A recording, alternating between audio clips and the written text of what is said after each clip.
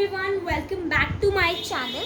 सो आज हम कर रहे हैं नेचुरल रिसोर्सेज और मैं होप करती हूँ कि और आपसे बोल देती हूँ कि आप लोग बुक लेके बैठिए तो आपको इजीली समझ आएगा और बुक के बिना भी चल जाएगा, ठीक है। So our planet earth, right now we are talking about earth, ठीक है। Earth is the only planet on which life as we know exist, यानी कि अर्थ के ऊपर ही इंसान कैन लिव, यानी कि humans can only live on earth, ठीक है। आगे, life on earth is dependent on many factors. तो अर्थ ही क्यों, इतने सारे प्लैनेट है, 8 प्लैनेट्स है, उनमें से सिर्फ अर्थ ही क्यों ह्यूमंस के लिए सही जगह है, ह्यूमन सिर्फ अर्थ पे ही क्यों रहते हैं। तो इसके लिए होते हैं बहुत सारे फैक्टर्स, और वो क्या है हम इस चैप्टर में पढ़ेंगे। आगे चलते हैं। Most life forms we know need an ambient temperature, water and food. तो एक ह्यूमन को चाहिए टेम्परेचर,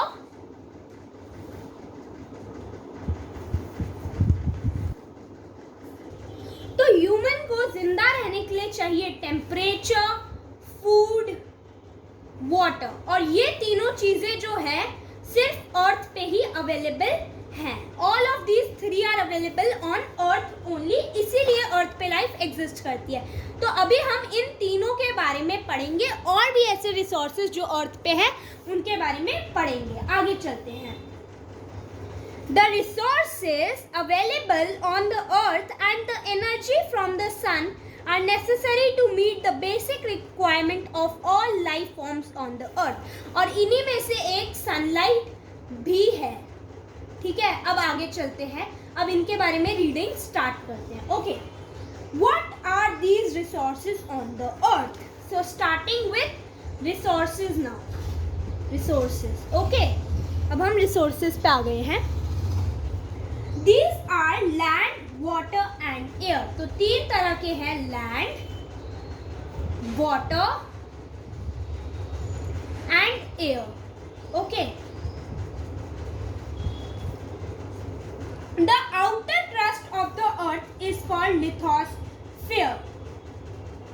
तो ये हमारी अर्थ है, दिस इज अर्थ, और अर्थ के बाहर का हिस्सा, यानी कि अर्थ की बाहर की बाउंड्री को हम कहते हैं लिथोस्फेयर, यानी कि अर्थ का जो बाहर का सरफेस है हम उसे लिथोस्फेयर कहते हैं। Coming to water, water covers 75% of earth. अर्थ के अंदर 75% सिर्फ पानी है। लेकिन एक क्वेश्चन यहाँ पे स्टैंड होता है कि अगर अर्थ के पास 75% ऑफ वाटर है तो हम ऐसा क्यों कहते हैं कि पानी की किल्लत हो रही है? बिकॉज इसमें से ऑलमोस्ट पानी जो है वो सॉल्टी है, यानी कि वो सी वाटर है, समुद्र का पानी है जो पीने के लायक नहीं होता, इसीलिए पानी की कमी हो रही है अर्थ में, ठीक है। अब आगे चलते हैं। Water covers 75% of earth surface, it is also found underground, यानी कि ग्राउंड के अंदर भी पानी होता है, रेन से जो भर जाता है। These comprises hydrosphere. तो लैंड हो गया लिथोस्फीयर, वाटर हो गया hydrosphere,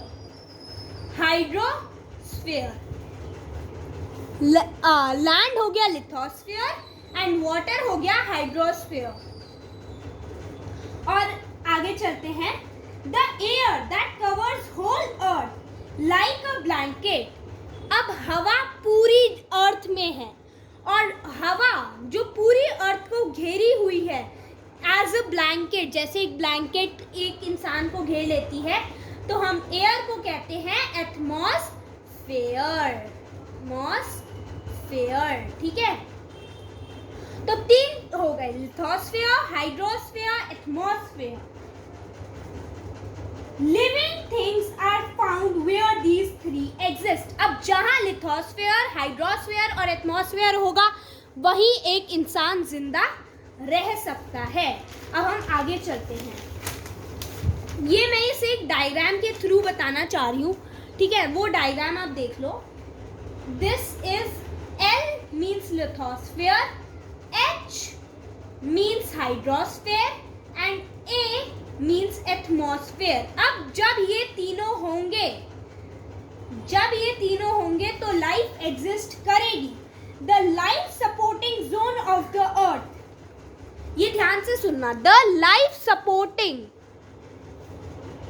zone of the earth where the atmosphere, the hydrosphere and the lithosphere interact, यानी कि ये भी है, that zone is known as biosphere. जब ये तीनों मिलते हैं उसे हम बोलते हैं बायोस्फीयर, और ये तीनों मिलते हैं लाइफ को पॉसिबल बनाने के लिए. और जहाँ पे ये तीनों होंगे, जिस जोन में ये तीनों होंगे, वहाँ होगा बायोस्फीयर. अब आगे चलते हैं. Let us study these abiotic components in detail in order to understand their role in sustaining life on earth. अब हम इन्हीं 3 चीज़ों के बारे में पढ़ेंगे. और बायोस्फीयर तो मैं आपको बता चुकी हूँ, जहाँ पे ये तीनों इंटरैक्ट करते हैं, जहाँ पे ये तीनों मिलते हैं, उसे हम बायोस्फीयर कहते हैं. अब हम आगे पढ़ेंगे. सबसे पहले हम स्टार्ट करेंगे एटमॉस्फेयर से. द ब्रीथ ऑफ लाइफ, यानी कि एयर से हम स्टार्ट कर रहे हैं.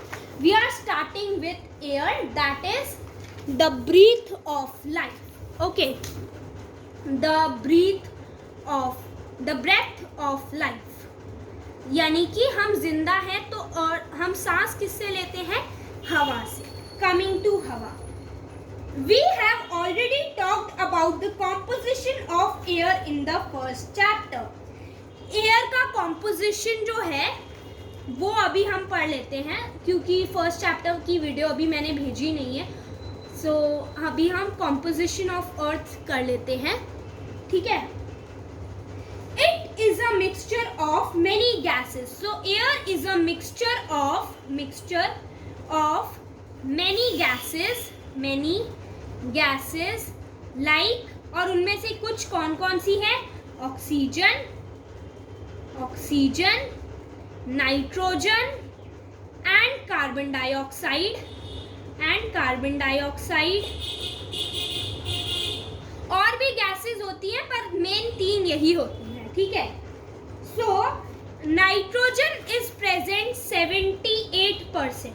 नाइट्रोजन हो गई 78%, 21% है ऑक्सीजन, और 0.4% है कार्बन डाइऑक्साइड. अब जो ये बाकी बच गया 0.96%, ये है डस्ट, पॉल्यूशन, ये सब चीज़ें हैं एयर के अंदर. तो एयर के कॉम्पोजिशन के बारे में भी मैंने आपको बता दिया. अब आगे चलते हैं.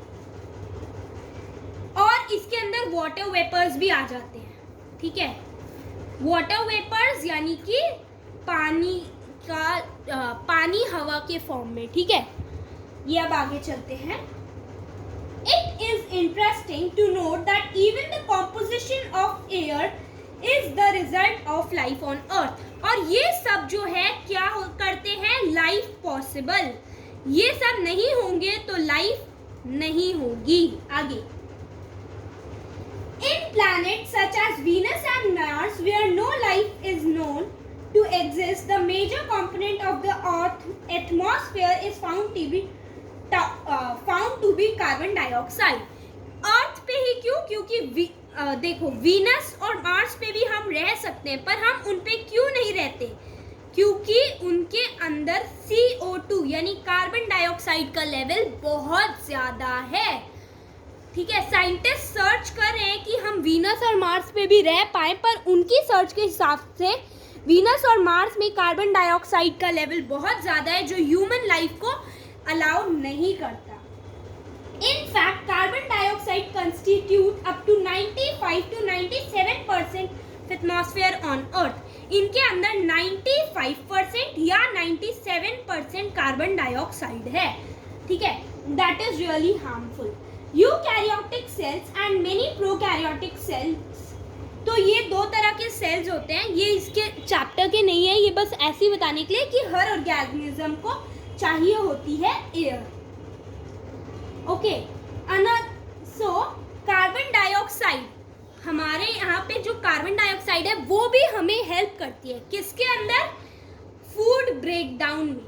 फूड ब्रेकडाउन में हेल्प करती है हमें कार्बन डाइऑक्साइड और ऑक्सीजन। तो और कार्बन डाइऑक्साइड फायर एक्सटिंग्विश करने में भी हेल्प करती है। तो हर चीज़ का एक अपना रोल है। नाइट्रोजन हेल्प करती है प्लांट्स के अंदर और ऑक्सीजन हेल्प, सबको ही पता है कि ऑक्सीजन हमें चाहिए होती है सांस लेने के लिए। Going ahead, this okay, so another process which result in the consumption of oxygen and contaminant production of carbon dioxide is combustion. ये सारी चीजें हैं that किस किस में कार्बन डाइऑक्साइड और ऑक्सीजन यूज होती है, ठीक है। This include not just human activity which burns fuel to get energy but also forest fire. तो ये सब है कि फॉरेस्ट फायर को बुझाने में भी कार्बन डाइऑक्साइड हेल्प करती है। Despite this, the percentage of carbon dioxide in an atmosphere is the mass of a percentage because carbon dioxide is fixed in two ways. अब कार्बन डाइऑक्साइड के दो काम बताए गए हैं। Green plants convert carbon dioxide into glucose, तो यानी कि पेड़ पौधों को चाहिए होती है कार्बन डाइऑक्साइड फोटोसिंथेसिस के लिए, और मैनी मरीन एनिमल्स यानी कि जो पानी के अंदर रहते हैं उन्हें भी कार्बन डाइऑक्साइड सी वाटर में शेल्स बनाने में हेल्प करती है। तो carbon dioxide also helps in making shells, ठीक है। गोइंग अहेड, तो atmosphere in climate control, the role of, ये बहुत छोटा सा है, ये लास्ट है आज की वीडियो के लिए। एटमॉस्फेयर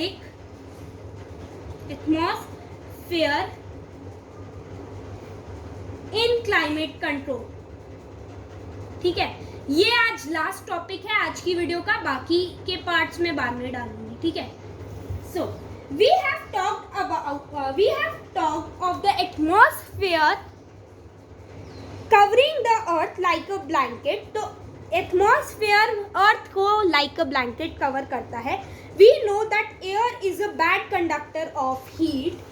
सो एयर, ये लिख लो, air bad conductor of heat, bad conductor of heat. The atmosphere keeps the average temperature of the earth fairly steady during the day and even during the course of the whole year. The atmosphere prevents the sudden increase in temperature during the daylight and during the night. It slows down the escape of heat into outer space. Think of the moon, which is about the same distance from the sun that is Earth. Despite that, on the surface of the moon with no atmosphere, the temperature ranges to, तो यहाँ पे moon के temperature की बात हो रही है। ये पैराग्राफ एक बार आप पढ़ लेना। मून का टेम्परेचर होता है -190 degree to 110 minus degree Celsius, ठीक है।